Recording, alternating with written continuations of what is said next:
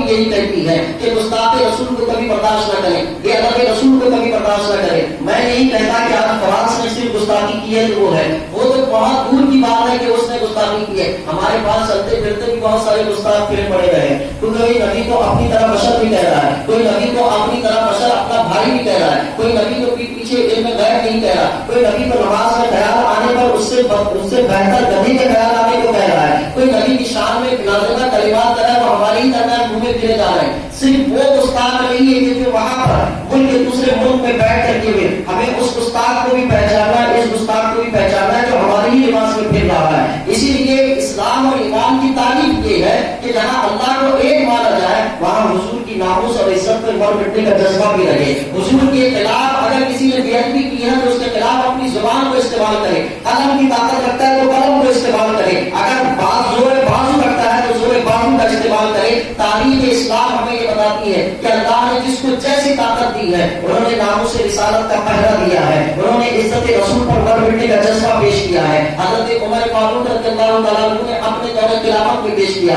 حضرت ابوبکر صدیق نے پیش کیا، حضرت عثمان غنی نے پیش کیا، حضرت علی کرم اللہ وجہ کریم نے پیش کیا، خالد بن ولید رضی اللہ تعالیٰ عنہ نے پیش کیا ہے۔ حضرت ابوبکر صدیق رضی اللہ تعالیٰ عنہ نے تو ایسے کلمات کہے میں تقریر میں وہ کلمات بھی نہیں کہہ سکتا جو حضور کی شان میں گستاخی کرنے والے کو جواب ارشاد فرمایا تھا۔ کبھی آپ کو پڑھنے کا موقع ملے غزوہ احد کو پڑھ لینا کہ احد کے مقام پر اللہ کے نبی صلی اللہ علیہ وسلم کو جب لے کر صحابہ پہاڑی پر چڑھے تھے تو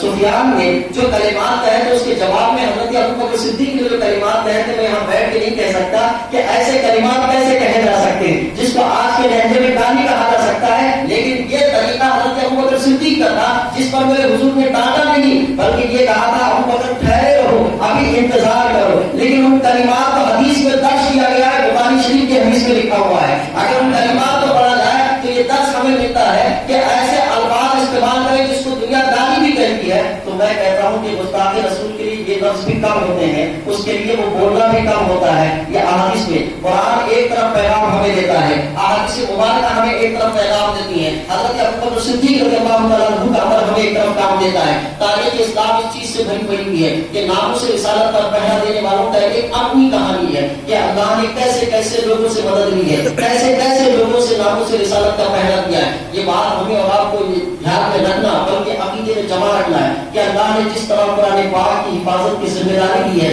میرے آقا کریم صلی اللہ علیہ وسلم کے ناموس کی بھی حفاظت کی ذمہ داری لی ہے۔ ابھی ہم نے پڑھا کہ جو آیت سنی واللہ یعصمک من الناس، اے اللہ تبارک تعالیٰ نے یہ اعلان فرمایا کہ اے نبی ہم نے آپ کے جان کی حفاظت کی ذمہ داری دی ہے۔ تو یہ آیت کریمہ جب نازل ہوئی تو حضور کی گھر مبارک کاشان مبارک پر دو صحابی پہرا دے رہے تھے، حضور نے ارشاد فرمایا اللہ نے میری جان کی ضمانت دے دیا، مجھے کوئی پہرا دینے کی ضرورت نہیں، آپ لوگ اپنا کام کریں۔ اللہ کے رسول صلی اللہ علیہ وسلم کی عزت کی حفاظت کی ذمہ داری اللہ تبارک تعالیٰ نے لی۔ ارشاد فرماتا ہے تبارک تعالیٰ ورفعنا لک ذکرک، اے نبی ہم نے آپ کے لیے آپ کے ذکر کو بلند کیا ہے۔ کوئی گھٹانا چاہے، کوئی کمتر کرنا چاہے، اچھا کوئی گستاخی اور بے ادبی کرنے کی جرات کیوں کرتا ہے؟ کسی کو تکلیف دینے کے لیے۔ تکلیف کس کو دینا چاہتا ہے؟ مسلمانوں کو تکلیف دینا چاہتا ہے، اسلام کو تکلیف دینا چاہتا ہے۔ یقیناً ایک درجے کی تکلیف ہمیں اور آپ کو پہنچے گی، لیکن یہ بات دھیان میں رکھیں کہ تکلیف میں حقیقت میں وہ رہتا ہے سب سے پہلے جو بندہ حضور کی شان میں گستاخی کرتا ہے اللہ تبارک و تعالیٰ اس کے دل میں ہیبت ڈال دیتا ہے، ڈر پیدا کر دیتا ہے۔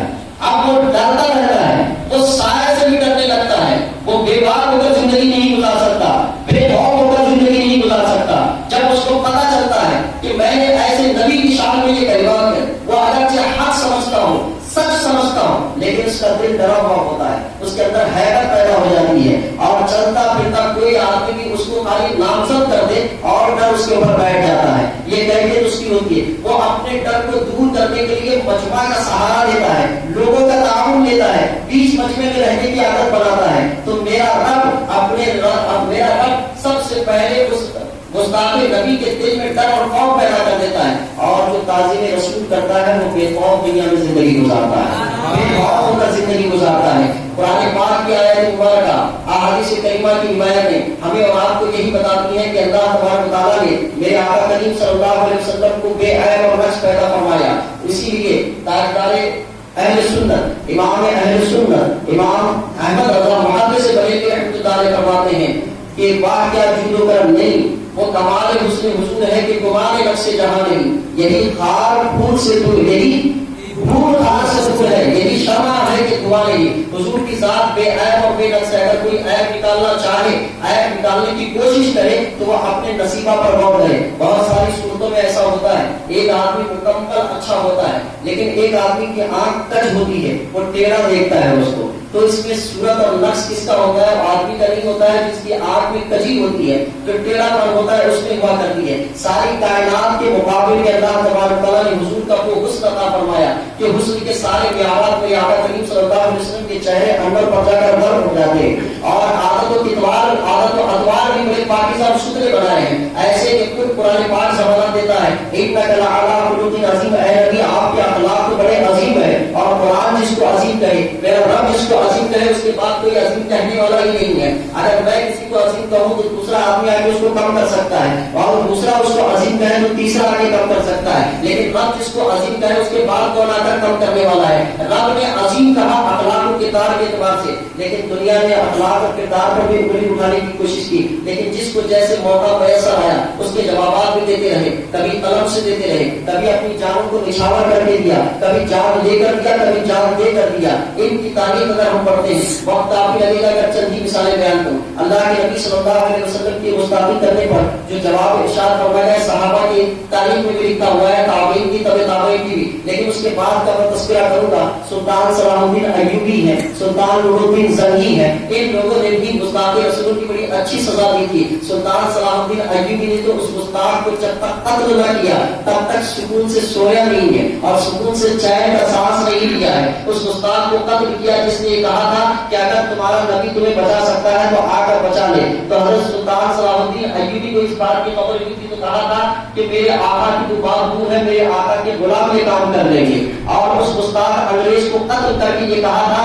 کہ تم نے آقا کو آواز دی کہ غلام یہ کام تمہارے لیے کر سکتا ہے۔ گستاخوں کو بڑی کڑی سزا دیا کرتے تھے، اور یہ سلطانوں سے بھی کام لیا گیا، قلمکاروں سے بھی لیا گیا، زبان رکھنے والوں سے بھی لیا گیا۔ میرے آقا کریم صلی اللہ علیہ وسلم کی بارگاہ میں بہت سارے عہد میں بہت سارے شعراء وہ تھے جو حضور کی مذمت بیان کرتے تھے، برائی کیا کرتے تھے، ہجو بیان کرتے تھے اور برے برے کلمات کہا کرتے تھے۔ آقا کریم صلی اللہ علیہ وسلم ایک موقع سے صحابہ کے درمیان جمع ہیں اور آپ ارشاد فرماتے ہیں کہ اسلام کے دفاع میں تلواروں کا سہارا لیا جاتا ہے، اسلام کے دفاع میں گھوڑوں کا سہارا لیا جاتا ہے، اسلام کے دفاع میں اور میرے دفاع میں اونٹوں کا سہارا لیا جاتا ہے۔ تم میں کوئی ایسا کیوں نہیں ہوتا کہ میرے دفاع میں کوئی زبان کا طریقہ بھی استعمال کرے، اشعار بھی میرے دفاع میں استعمال کرے؟ اسی موقع سے حضرت حسان ابن ثابت کھڑے ہوتے ہیں اور کہتے ہیں یا رسول اللہ آپ کی عزت و ناموس کی حفاظت کے لیے حسان شاعری کے طور پر حاضر،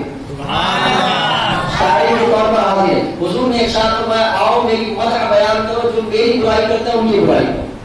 حضور نے ارشاد فرمایا کہ میری مدح بیان کرو اور جو میری برائی کرتے ہیں ان کی برائی کرو۔ اس طرح سے میرے آقا کریم صلی اللہ علیہ وسلم نے حسان ابن ثابت رضی اللہ تعالیٰ عنہ کو زبان کے طور پر، زبانی طور پر ناموس رسالت کے لیے پہلا دینے کے لیے کھڑا فرمایا، اور حضرت حسان ابن ثابت کے اشعار تو ہماری زبان زد ہے، زبانوں پر خوب استعمال کرتے ہیں۔ لم تلد النساء، کہ اے اللہ کے رسول آپ کو اللہ تبارک تعالیٰ نے ایسے پیدا فرمایا کہ کسی ماں نے آج تک ایسا بچہ ہی نہیں پیدا کیا، بلکہ ایسا کوئی پیدا ہی نہیں ہوا ہے۔ اللہ کے رسول صلی اللہ علیہ وسلم کی تعریف بیان کرتے ہیں، تعریف بیان کرنے والوں کی تعریف اور ایک تعریف ہے۔ ایک وہ شخص بھی ہے، نام میرے ذہن سے نکل رہا ہے، جن کے متعلق یہ مشہور تھا کہ انہوں نے حضور کی شان میں بڑی گستاخی کرتے ہیں، اشعار کہا کرتے ہیں۔ اللہ کے نبی صلی اللہ علیہ وسلم نے فتح مکہ کے لیے اعلان فرمایا تھا کہ آج کسی کے ساتھ کوئی حساب نہیں ہوگا۔ سب لوگ ڈرے سہمے ہوئے تھے کہ جب مکہ سے حضور گئے تھے تو بڑے خفیہ گئے تھے، اب آئے ہیں تو فاتحانہ آئے ہیں۔ مکہ میں تکلیف دینے والے ڈرے سہمے تھے کہ اب ہم سے بدلہ لیا جائے گا، ہم سے قصاص لیا جائے گا۔ ہم نے ان کے اوپر اجڑی بھی پھینکی تھی، کچرا بھی کچھ ڈالا تھا، ہم نے راستوں میں تنگی کی تھی، کانٹے اچھائے تھے، حضور کو بیجا تکلیفیں دی تھی۔ اب سب ڈرے سہمے ہوئے تھے کہ اب ہم سے ایک ایک کا بدلہ لیا جائے گا، چن چن کر بدلہ لیا جائے۔ فتح مکہ کے موقع سے میرے حضور نے اعلان فرمایا تھا میں آج کچھ نہیں کہتا، میں حضرت یوسف کی طرح ایک قول کہتا ہوں جو انہوں نے اپنے بھائیوں کے لیے کہا تھا، لا تقریبا علیکم اليوم، آج تم سے کوئی بھی پوچھ تاچھ نہیں ہے، انتم طلقاء، یعنی تم لوگ کو چھوٹ دے دی گئی، تم کو چھوڑ دیا گیا۔ میرے حضور نے ارشاد فرمایا تھا کہ کوئی ہاتھ اوپر کر لے تو اس کو بخش دینا، اور کوئی تلوار یعنی ہتھیار اختیار چھوڑ دے اس کو بخش دینا، اور کوئی دروازہ بند کر لے تو اس کو بخش دینا، اس کے ساتھ کوئی حساب نہیں لینا، کوئی امان مانگے تو امان دے دینا، کوئی حرم میں جا کے بیٹھ جائے امان دے دینا، جو ابو سفیان کے گھر جائے امان دے دینا۔ لیکن حضور نے چند اشخاص کے نام لیے تھے، یہ نام ہے، یہ نام ہے، یہ نام ہے، ان کو کبھی مت چھوڑنا، اگر یہ حرم کعبہ میں بھی ملے تو ان کو پکڑنا اور قتل کرنا۔ نبی کریم صلی اللہ علیہ وسلم نے اعلان فرمایا، جن کے نام اعلان فرمایا تھا وہ لوگ تھے جو حضور کی شان میں بڑی بے ادبیاں کیا کرتے تھے، بڑی گستاخیاں کرتے تھے۔ آقا کریم صلی اللہ علیہ وسلم نے نام ضبط کر کے کہا تھا، نامنیٹ کیا تھا، وانٹیڈ کی لسٹ جاری کی تھی کہ ان لوگوں کو کبھی مت چھوڑنا، یہ حرم کعبہ میں ملے تو انہیں قتل کر دینا۔ آقا کریم صلی اللہ علیہ وسلم کے اعلان کے مطابق صحابہ نے ان لوگوں کو چھوڑ دیا جو ہاتھ اٹھا چکے، جو حرم میں چلے گئے، جو دروازے بند کر دیے، جنہوں نے ہتھیار ڈال دیے، سب کو چھوڑ دیا۔ لیکن ان لوگوں کی تلاش ہوئی، ان تلاشوں میں سے ایک شخص ملا، کس مقام پر ملا؟ حرم کعبہ میں ملا، اور مطاف میں ملا۔ مطاف میں بھی کون سی جگہ پر ملا؟ اس جگہ پر ملا جو زمزم کا کنواں اور مقام ابراہیم کے درمیان ہے۔ صحابہ نے وہاں پکڑا، یہ بھی نہیں کیا کہ باہر لے جائیں گے، فیصلہ سنائیں گے، حضور کے سامنے پیش کریں گے، پھر قتل کریں گے، اسی مقام پر کھڑے ہو کے قتل کر دیا، اسی مقام پر کھڑے ہو کے قتل کر دیا۔ آج کے انسان ہوتے تو انسانیت کا درس دیتے ہوئے کچھ کہہ سکتے تھے، آج کی دینی دعوت اور دین پیش کرنے والے کچھ کہہ سکتے تھے، کم سے کم حرم کا احترام کرنا، حرم کا تو احترام کرتے، اس کا ناپاک خود حرم کا تو نہیں بہاتے، لیکن ناموس رسالت کا مسئلہ ایسا تھا کہ ایک لمحہ بھی اس کو زندگی دینا اللہ کے رسول کو گوارا نہیں تھا، ایک لمحہ بھی زندگی دینا۔ اس کا ناپاک خون حرم پہ گرتا ہے تو گرنے دے، لیکن سب سے پاکیزہ طور طریقہ اور عقیدہ یہ ہے کہ اس کی زندگی کو یہاں سے خالی کر دیا جائے۔ ایسے بھی موقع پیش آئے تو نبی کریم صلی اللہ علیہ وسلم کی عادت کریمہ، صحابہ کا عمل، قرآن آیات اور اسلام کی تعلیمات، یہ ساری چیزیں بتاتی ہیں کہ ایمان صرف اس چیز کا نام ہے کہ عزت ناموس رسالت کا پہرا دے اور مر مٹنے کا جذبہ پیدا کریں، اعلیٰ حضرت کے اس پیغام کے مطابق زندگی گزارنے کی کوشش کریں کہ انہیں جانا، انہیں مانا، نہ رکھا غیر سے کام، للہ الحمد میں دنیا سے مسلمان گیا۔ انہی نامزد لوگوں میں سے، نامنیشن لوگوں میں سے، وانٹیڈ کی لسٹ میں سے ایک نام تھا جو شاعر تھا، بڑا شاعر تھا، حضور کی بڑی مذمت بیان کرتا تھا، ان کے نام کی فہرست نکلی تھی۔ اللہ کے رسول صلی اللہ علیہ وسلم نے جب یہ اعلان کیا تو وہ مکہ چھوڑ کے بھاگ گئے تو ان کے بھائی نے جو اسلام لائے ہوئے تھے انہوں نے خط لکھا اور کہا کہ حضور بڑے رحیم ہیں، حضور بڑے کریم ہیں، حضور بڑے مشفق ہیں، وہ رحمت للعالمین بنا کر بھیجے گئے، اگر تم آ کر معافی چاہو تو شاید معافی مل جائے، تم ایک مرتبہ آ کر معافی تو مانگو۔ وہ شخص آتے ہیں حضور کی بارگاہ میں اور چہرے پر چادر ڈالے ہوئے ہیں، اپنا ہی نام لے کر حضور سے عرض کرتے ہیں، یا رسول اللہ صلی اللہ علیہ وسلم، اگر جس کے نام کا آپ نے اعلان کیا ہے وہ آ کر آپ سے معافی مانگے تو کیا آپ معاف کر دیں گے؟ میرے حضور نے ارشاد فرمایا کہ آ گئے ہو تو معاف کر ہی دیں گے۔ آ گئے، بعض کو حضور نے معاف کیا، بعض کو قتل کا حکم دیا، اس لیے کہ جس کی عزت پر حرف آتا ہے اسی کو اختیار ہے کہ وہ فیصلہ کرے۔ ہمیں تو اختیار نہیں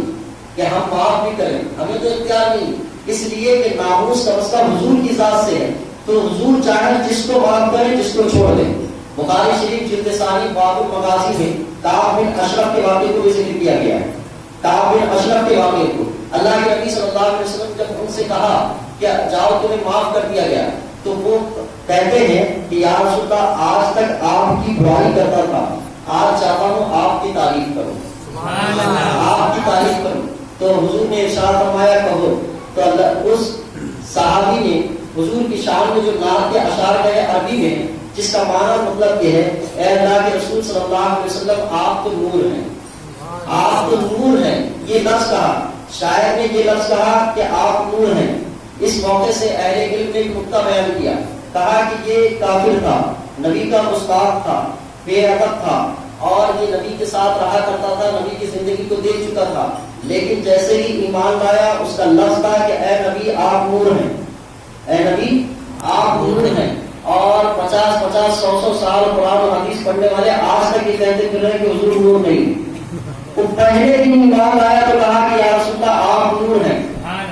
پہلے دن میں کہہ رہا ہے کہ آپ نور ہیں، اور یہ ہم اپنے نبی پر ایمان لاتے ہیں، سارے نبیوں پر ایمان لاتے ہیں، ساری کتابوں پر ایمان لاتے ہیں، ہاں عمل صرف ہم اپنے نبی کی اتباع میں کرتے ہیں، ہم عمل صرف قرآن پاک پر کرتے ہیں، ہماری ایمان کی عظمت اور حقیقت یہ ہے کہ ہم سارے نبیوں پر ایمان رکھتے ہیں اور سارے نبیوں کی تعظیم و توقیر ہمارے ایمان کا حصہ ہے. جس طرح میرے حضور کی شان میں بے ادبی اور گستاخی اسلام کے دائرے سے نکال دیتی ہے، اسی طرح سے حضرت عیسیٰ علیہ السلام کی شان میں کوئی بے ادبی اور گستاخی کرے اس کو بھی اسلام سے نکال دیتی ہے. اگر کوئی غیر مسلم کرے تو وہ بھی گستاخ کہلائے گا، اور کوئی مسلم کرے تو اسلام سے خارج ہو جائے گا. غلام احمد قادیانی کے عقائد میں یہ بات شامل تھی کہ اس نے حضرت عیسیٰ علیہ السلام سے بھی اپنے آپ کو برتر بنا لیا تھا، اور حضرت عیسیٰ علیہ السلام اور حضرت مریم رضی اللہ تعالیٰ عنہا کے بارے میں نازبہ کلمات کہے تھے. وہ گستاخ بھی ہے اور ختم نبوت کا منکر بھی ہے اور جھوٹا مدعی نبوت بھی ہے. اس وجہ سے وہ کئی جہتوں سے